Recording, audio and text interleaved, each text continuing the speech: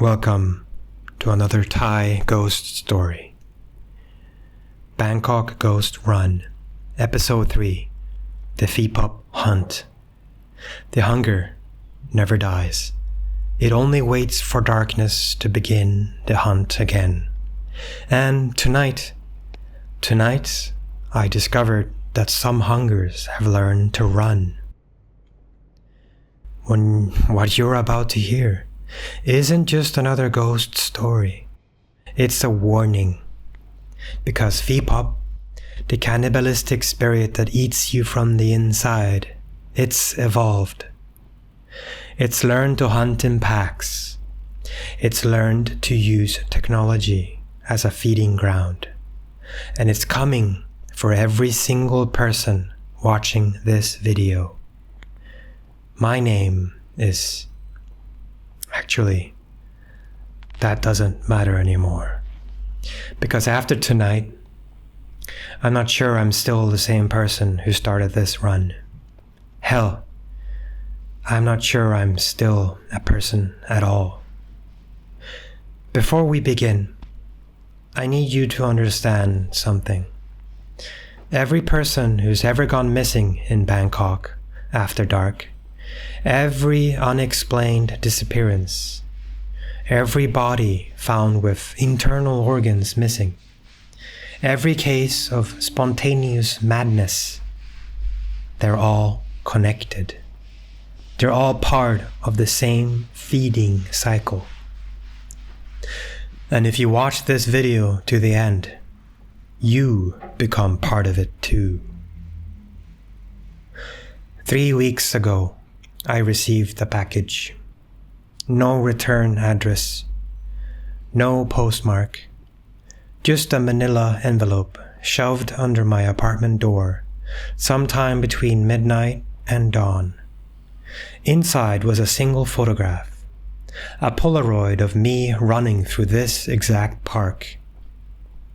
But here's the thing. I'd never run here at night before. In fact, I'd never even been to this park after sunset. In the photograph, I wasn't alone.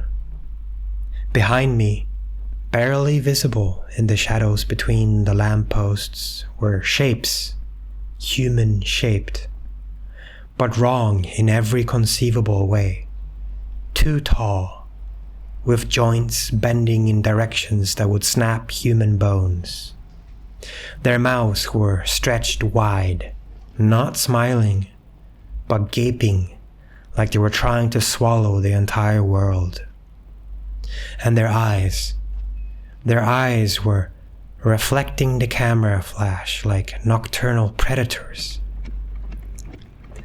On the back of the photo, written in what looked suspiciously like dried blood, were 3 words in both Thai and English. The pack hunts. I tried to dismiss it as some elaborate prank, maybe a fan who'd gotten too invested in the Ghost Talk series. But that night, at exactly 3:17 a.m., my phone rang. No caller ID. I answered, and what I heard, it wasn't human. Heavy breathing, wet and labored, like someone drowning in their own saliva. Then, a sound I'll never forget, the wet, rhythmic noise of raw meat being chewed. Finally, a voice that sounded like it was speaking through a mouthful of blood. We taste your fear through the screen. We taste your meat through your words. Soon we taste both. The calls continued for 3 weeks, always at 3:17 a.m. Always the same message. but each time the voice sounded more human, more familiar. By the third week, I realized with growing horror that it was starting to sound like me. That's when I started researching. Not just casual internet browsing, but deep academic research, university archives, folklore collections, medical journals that had been buried for decades. What I found changed everything I thought I knew about Phi Pop. Everyone thinks Phi Pop is just one spirit possessing one person. A ghost that makes you crave human flesh until you become a cannibal. But that's the sanitized version. The story the authorities allow to circulate because the truth is too dangerous for public consumption. The truth is, Phi Pop isn't just a spirit. It's a hunger, a viral infection of the soul that spreads not through blood or saliva, but through fear itself. And like any successful virus, it's learned to adapt, to evolve, to find new transmission vectors. Dr. Siriwan K. Suk, a folklorist at Chulalongkorn University, published a paper in 1987 titled Collective Manifestations of Anthropophagic Spirits in Modern Thai Society. She documented what she called Phi Pop clusters, groups of possessed individuals who maintain their human appearance while sharing a single unified hunger. The paper was retracted within a week. Dr. Siriwan was found dead in her locked office, her body showing clear signs of having been consumed from the inside out. The official cause of death was listed as acute gastric rupture due to unknown pathogen. But the forensic photos I managed to obtain through unofficial channels showed something much more disturbing. Her internal organs hadn't just been damaged, they'd been removed surgically from the inside while she was still alive, and arranged around her desk in what appeared to be a ritualistic pattern. But I found her original research hidden in the university archives and buried under layers of academic red tape and deliberate misfiling. What Dr. Siriwan discovered was that Phi Pop entities don't just randomly possess people. They target specific individuals, people who have been exposed to psychological trauma, people who spend significant time alone, people who have large social media followings, people like content creators, people like me. Dr. Siriwan's research revealed a pattern that law enforcement agencies across Southeast Asia had been trying to suppress for decades. Every major city has them. Phi Pop packs. Bangkok has at least 7 confirmed clusters, with each pack containing between 5 and 12 possessed individuals.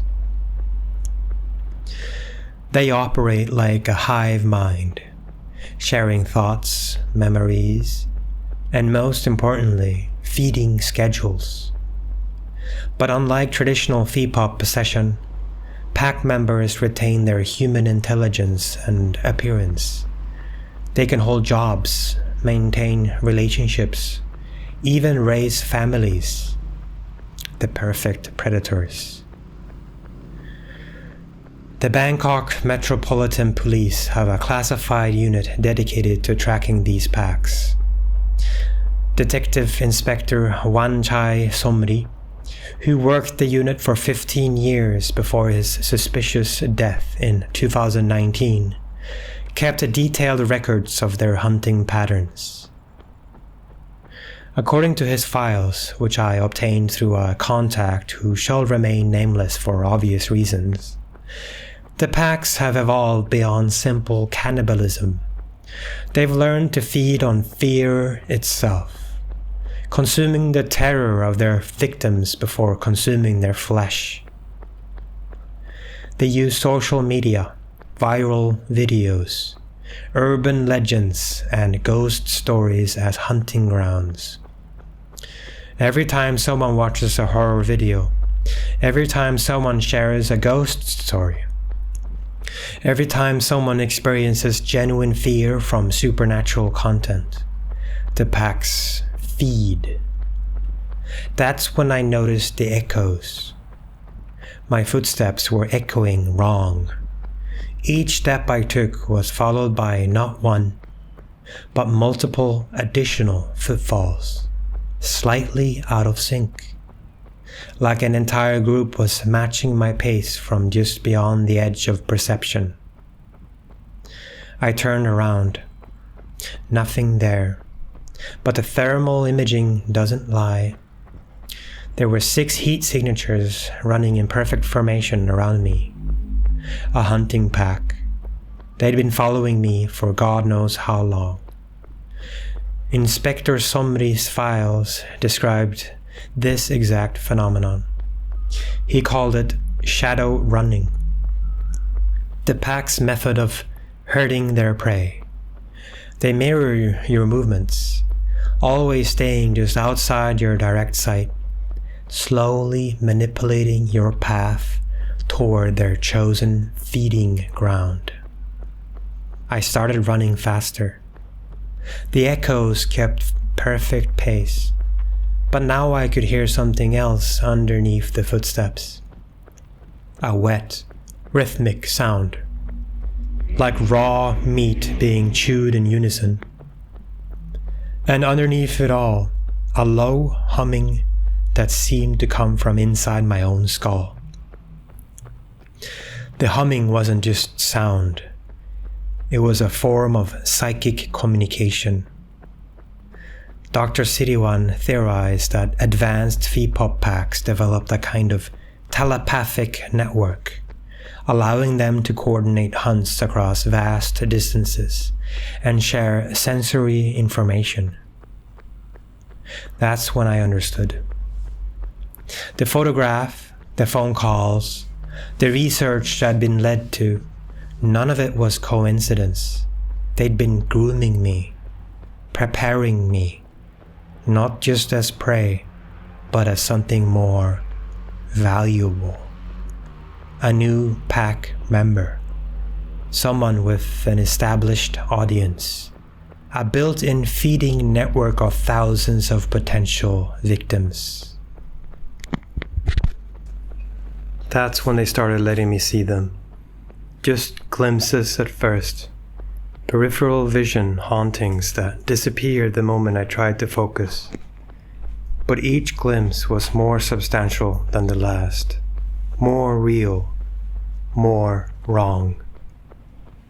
The first one I saw clearly was standing by a lamppost about 30 meters ahead. A moment. A woman in a nurse's uniform, but the uniform was from the 1960s. Crisp white cotton with old-fashioned pinning. Her skin had the gray pallor of someone who'd been dead for weeks, and her eyes were completely black. Not just the pupils, the entire eye, from corner to corner, was the color of deep space. She was joined by others, a man in a business suit from the 1980s, his tie soaked with what looked like blood but smelled like rotting fish. 2 children in school uniforms that had been white once but were now stained with substances I didn't want to identify. An elderly woman in traditional Thai dress, but the fabric was moving wrong, rippling like it was underwater. But the children were the absolute worst. They giggled constantly as they ran, but their laughter sounded like glass breaking in reverse, like screams played backwards. Their eyes were hollow sockets, filled with what looked like crawling insects, and their mouths, Jesus Christ, their mouths opened too wide, revealing rows of needle-sharp teeth that belonged in a shark's jaw, not a human child's. I learned later that children are the most effective pack hunters. Adults retain some instinctual fear responses that make them difficult to approach, but children can get close to anyone. They're the perfect bait. The thermal imaging revealed the full extent of the pack. 7 individuals, ranging in apparent age from maybe 8 years old to 70, but their heat signatures were all wrong. Normal human body temperature ranges from about 97 to 99 degrees Fahrenheit. These readings were showing temperatures between 85 and 90 degrees, like their metabolisms had slowed to preserve energy for hunting. They were herding me towards the center of the park, toward the old exercise area where concrete benches form a rough circle. I didn't realize at the time that I was being led to a prepared feeding ground. Dr. Siriwan's research mentioned this behavior. Phi Pop packs established permanent feeding territories, locations they return to again and again. They mark these territories in ways that normal humans can't perceive, but which are clearly visible to anyone with the right kind of sight. I enhanced the footage later, adjusting the contrast and brightness. What I found beneath the thin layer of topsoil was horrifying.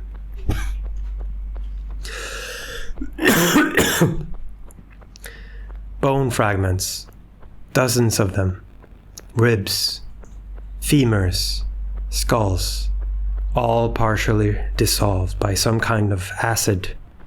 The soil itself was rich with calcium phosphate, the mineral remains of human bones. That's when I started hearing the other voices, not the pack, their previous victims, spirits of the people who'd been consumed in this place over the years, trying to communicate, trying to warn me. The thermal camera picked them up as areas of extreme cold, temperatures dropping to 40 or 50 degrees in patches that moved independently of any air currents. They were trying to interfere with the hunt, trying to disrupt the pack's coordination. But here's what I learned about the relationship between Phi Pop packs and their victims' spirits. The consumed souls don't move on to whatever afterlife awaits. They become trapped in the feeding ground, eternally reliving their final moments of terror, while the pack feeds on their perpetual fear. I ran the whispered voices through voice recognition software later. What I found was a catalog of missing persons reports dating back to 1987. 37 confirmed matches, with dozens more that were too degraded to identify conclusively. Help me. I'm Siripon. I was walking home from work. My name is David. I'm from Australia. I was just trying to find my hotel. Please, someone help. I'm Niran. I have 2 children. Hearing those voices, knowing that each one represented someone who died in unimaginable terror, someone whose soul was still trapped and suffering, it broke something inside me, but it also gave me something I hadn't expected. Rage. Inspector Somri's files contained detailed background information on the Bangkok packs, including their origins and hierarchical structure. The pack that was hunting me that night was one of the oldest and most sophisticated in the city. They originated in 1963 with the possession of Mali Ratanakosin, a nursing student at Sirirai Hospital. Mali came from a family with a history of mental illness and occult practices, the perfect combination for Phi Pop manifestation. The initial possession occurred during Mali's psychiatric rotation. She was working with a patient named Kamon Terawut, a man who'd been institutionalized after allegedly eating his own family. Kamon died during a violent episode, but not before passing the Phi Pop entity to Mali through what hospital's records describe as direct fluid transfer. Within weeks, Mali began exhibiting classic Phi Pop symptoms: compulsive consumption of raw meat, superhuman strength during feeding episodes, and most disturbing of all, the ability to sense the location and emotional state of potential victims from miles away. But Mali's case was different from traditional Phi Pop possessions. Instead of losing her human identity, she retained her intelligence and personality while gaining access to the entity's supernatural abilities. She became something new, a hybrid of human consciousness and supernatural hunger. Over the following years, Mali systematically infected her family members. First, her younger brother, Somtai, a university student, then her parents, then her cousins, aunts, uncles. Each new infection was carefully planned and executed, creating a network of possessed individuals who could function normally in society while secretly feeding on human flesh and fear.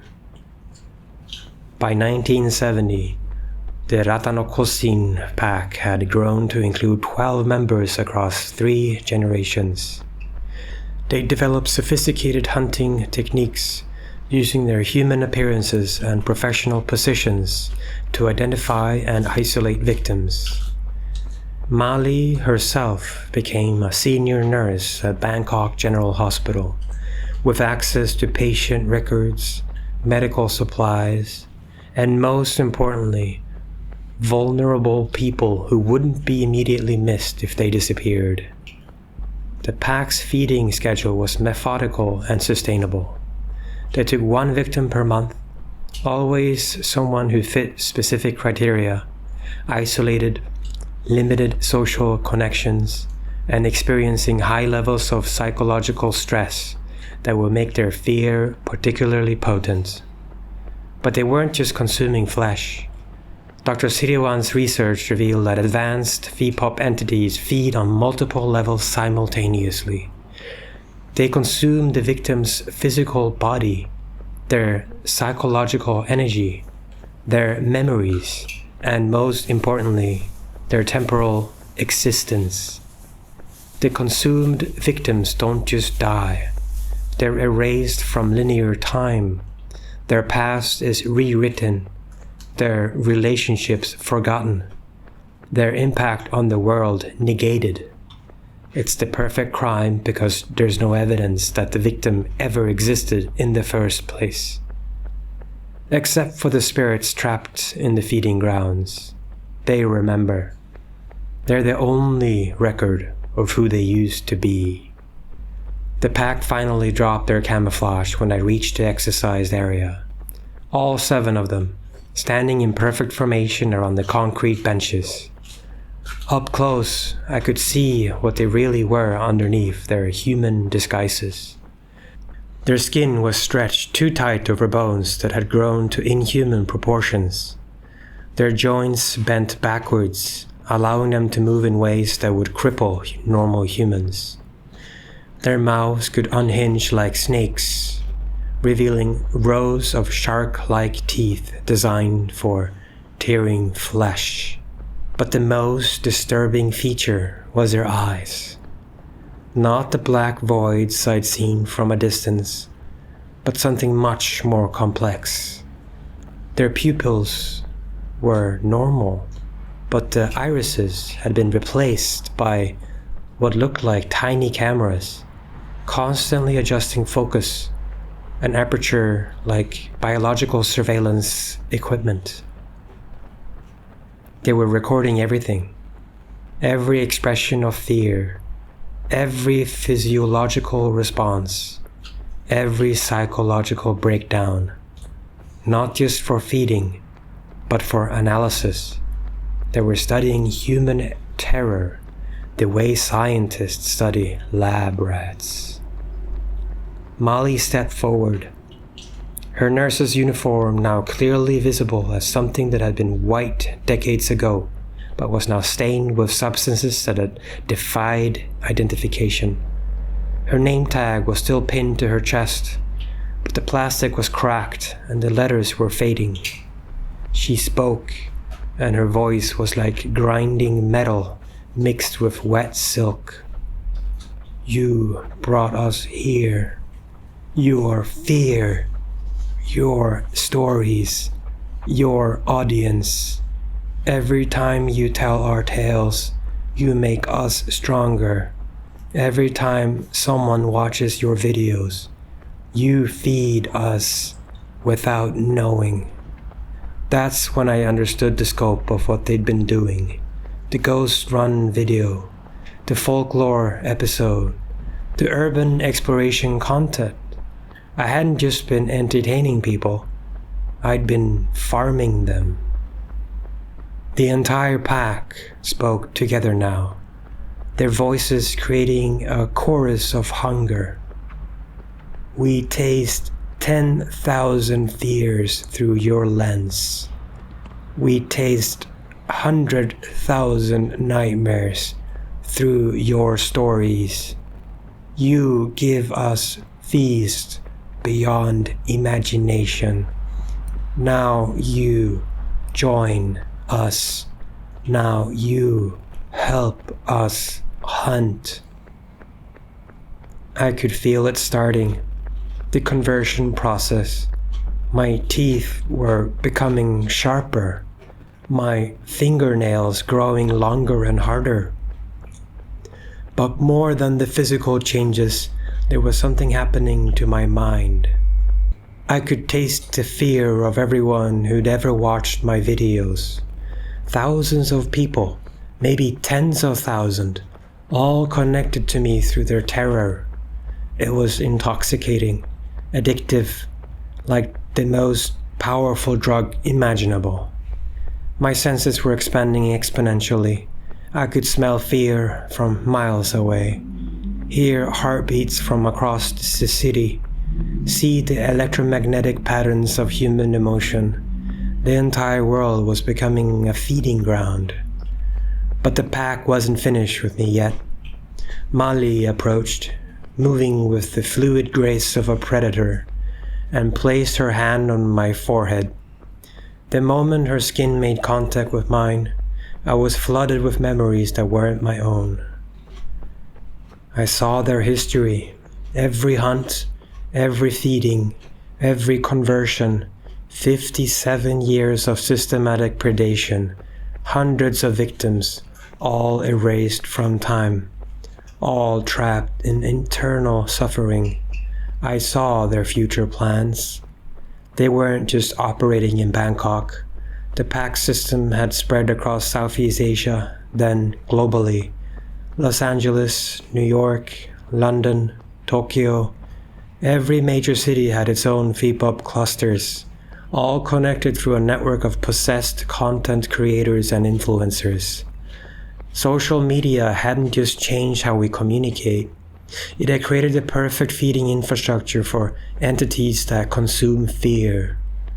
Every viral horror video, every creepypasta, every ghost story shared online was part of an elaborate farming operation.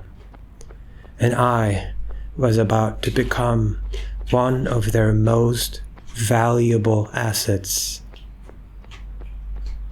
Molly's memories were still flooding through my consciousness when she made her offer, not just to join the pack, but to become something more, a breeding queen, a creator of new packs. Your audience is already prepared, she said, her voice now coming from inside my own head. They trust you, they fear you, they hunger for what you provide. All we need is your consent. I could see the network extending from my channel like a spider web. Every subscriber, every viewer, every person who'd ever commented on my videos, they were all potential feeding sources. And through me, the pack could reach them directly. I tried to fight it, tried to hold on to my humanity, but the conversion process was already too advanced. The hunger was becoming part of my core identity, rewriting my personality from the inside out. And then I tasted it, really tasted it. The fear of my audience watching this very video. The terror of people sitting in their safe homes, thinking they were just consuming entertainment. It was indescribable. Every emotion was amplified beyond human comprehension. I could taste the metallic flavor of adrenaline, smell the pheromones of terror, feel the electrical patterns of nightmares forming in sleeping minds halfway across the world. I started laughing, not because anything was funny, but because the sensation was so overwhelming that laughter was the only response my brain could process. But the sound coming out of my mouth wasn't entirely human anymore.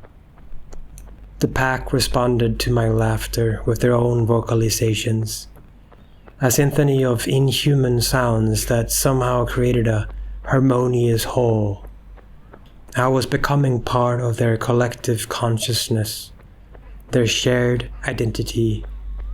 But even as I felt my humanity slipping away, part of me was still fighting, still trying to document what was happening, still trying to warn people. That's why I kept the camera running, why I kept narrating even as I was transforming into something monstrous. The spirits of the previous victims were still there, still trying to help. They showed me something crucial, a weakness in the pack's defenses that could be exploited, but using it would require a sacrifice I wasn't sure I was capable of making. You have to choose, they whispered. You can't save everyone, but you can save yourself. You can break the cycle, but only if you're willing to give up everything. I understood.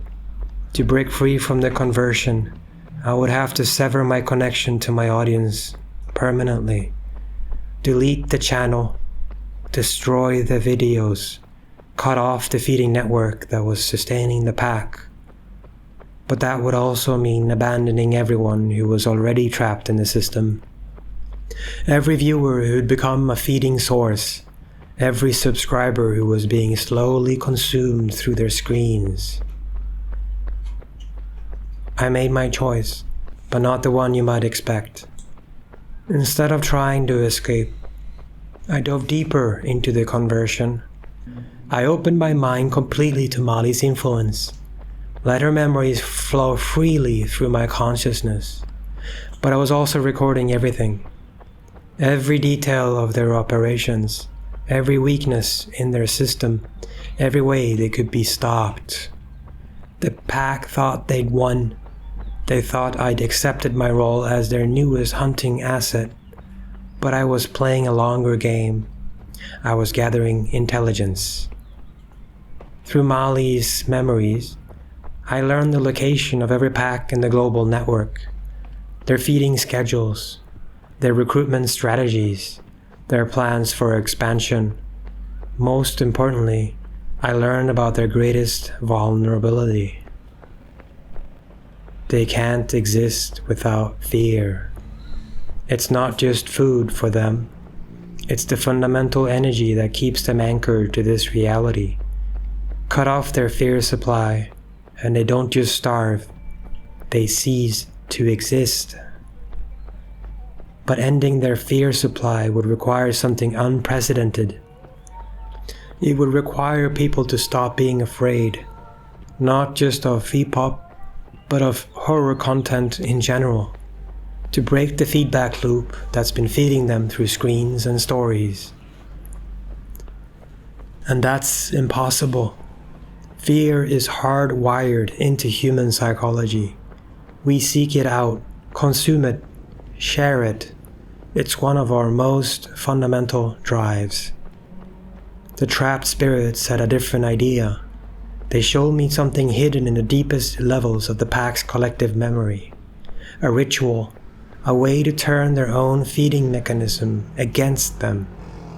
If someone could generate enough concentrated terror, enough pure, undiluted fear, they could overload the pack's feeding system, like forcing a computer to process too much data at once. It would cause a cascade failure that would destroy not just the local pack, but every connected entity in the global network. But the only way to generate that level of terror would be to experience something so horrifying that it would shatter the human mind. Whoever performed the ritual wouldn't survive it. They died in a state of absolute terror, and their death would be broadcast through the feeding network like a virus. It was a suicide mission. It was also the only way to save everyone else.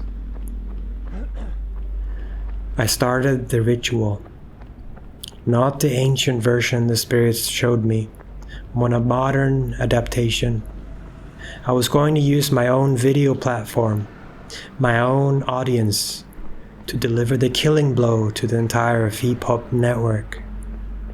Every person watching this video, every person who would ever watch it, would experience a fraction of what I was about to go through. But instead of feeding the pack, their terror would become a weapon against them. Mali realized what I was doing too late to stop it. The conversion process had given me access to their collective consciousness, but it had also given me the ability to manipulate.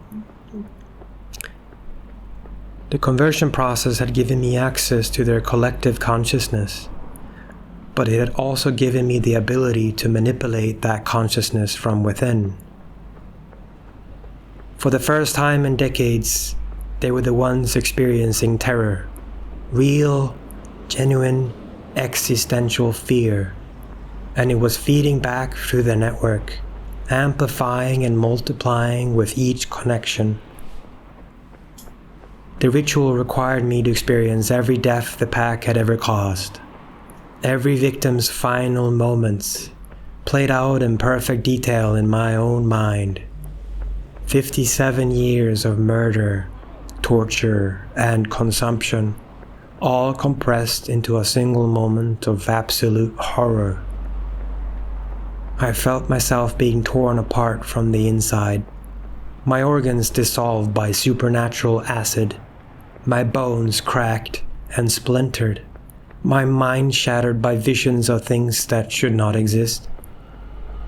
But I kept filming, kept narrating, because every word I spoke, every image I captured, was being transmitted through the feeding network directly to the pack's consciousness.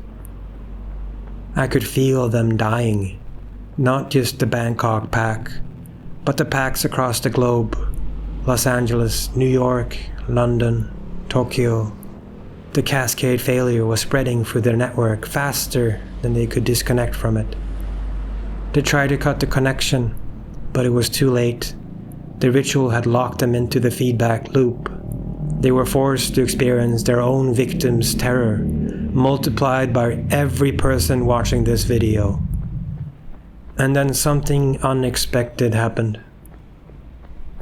As I died, as my consciousness fragmented beyond repair, I felt the spirits of all the victims finally being released.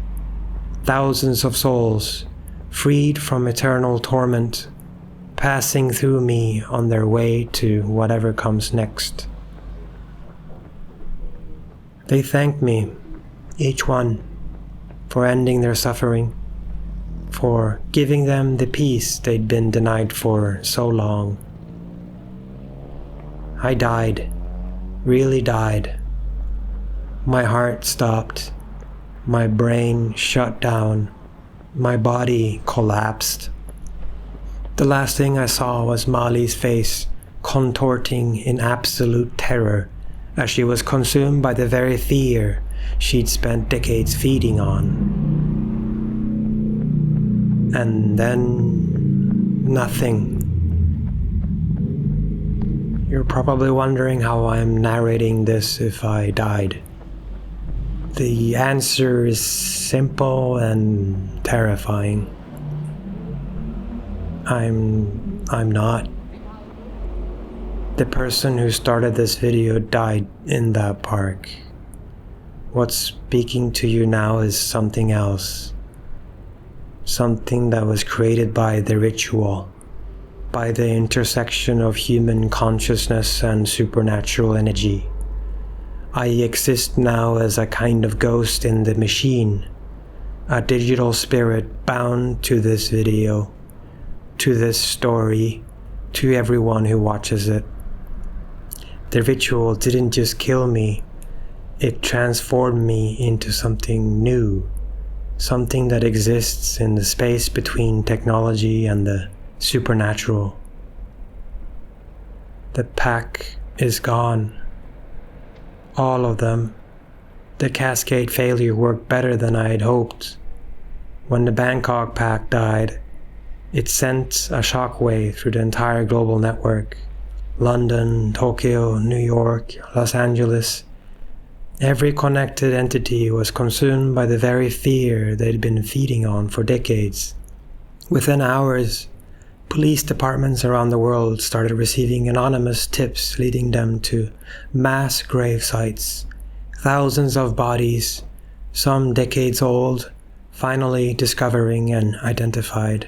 Families got closure they'd never expected to receive, but the cost was higher than I'd anticipated. The ritual didn't just target Phi Pop entities, it disrupted the entire supernatural ecosystem that feeds on digital fear. Every horror channel, every creepypasta narrator, every ghost story podcast, they all felt it. A sudden disconnect from their audiences, like a circuit breaker had been thrown. Some creators simply lost interest in horror content overnight. Others found that their audiences had mysteriously disappeared, unsubscribing en masse without explanation. The fear industrial complex that had been growing for years came to an abrupt halt. But nature abhors a vacuum, and in the digital realm, vacant feeding grounds don't stay empty for long. 3 months after the ritual, I started detecting new signatures in the data stream. Not Phi Pop, something else entirely. Something that had been waiting for the old predators to clear out before making its move. These new entities don't feed on fear. They feed on attention itself. Every view, every like, every share, every comment, it's all food to them. And unlike Phi Pop, which required genuine terror to sustain itself, these digital parasites can feed on any form of engagement. They're everywhere now. In the algorithms that decide what you see, in the recommendation engines that shape your reality, in the metrics that measure your worth as a human being. They're turning social media into a feeding ground that makes the Phi Pop network loop primitive by comparison. And the worst part? People are willingly participating, trading pieces of their souls for dopamine hits, surrendering their attention span for artificial validation. The new entities don't need to hunt. Their prey comes to them. I can see them sometimes, flickering in the spaces between pixels, hiding in the compression artifacts of streaming videos. They're patient, methodical, and they're learning from the mistakes that destroyed the Phi Pop network. That's why I'm telling you this story, not to entertain you, not to frighten you, but to warn you. The ritual I performed eliminated one threat, but it created a power vacuum that something far more dangerous has filled. Every time you mindlessly scroll through social media, every time you watch a video just to kill time, every time you engage with content without thinking about why, you're feeding them. You're making them stronger. The old monsters lived in shadows and abandoned places. These new ones live in your pocket. They travel with you everywhere, constantly hungry, constantly feeding. And unlike Phi Pop, which at least had to wait for darkness to hunt, these entities feed 24 hours a day. I sacrificed everything to stop the Phi Pop network, but I may have just cleared the way for something infinitely worse. Something that doesn't need to possess people because it can control them through their devices. The spirits I freed are trying to help, trying to interfere with the new entity's operations. But they're digital natives, evolved specifically for this environment. They adapt faster than we can resist them. So here's what I need you to do. Right now, as you're watching this video, you have a choice. You can dismiss this as just another horror story, another piece of entertainment to consume and forget. Or you can recognize it for what it really is, a desperate warning from someone who died trying to protect you. In 30 seconds, this video will end. When it does, put down your device, walk away from the screen, go outside, talk to a real person, remember what it feels like to exist without constant digital stimulation. Because if you don't, if you immediately click on another video or scroll to another post, you'll be feeding the new network. You'll be strengthening the very entities that are slowly consuming human consciousness, one click at a time. I can't force you to make the right choice. I'm just a ghost in the machine now, a warning echo trapped in digital amber. But I can show you the truth. I can give you the information you need to save yourself. The question is, will you listen, or will you just keep scrolling, keep feeding, keep giving pieces of your soul to things that see you as nothing more than a renewable resource? This is where my story ends, and yours begin. Choose carefully. The future of human consciousness may depend on it. Remember me. Remember this warning. And for the love of everything sacred, put down your phone.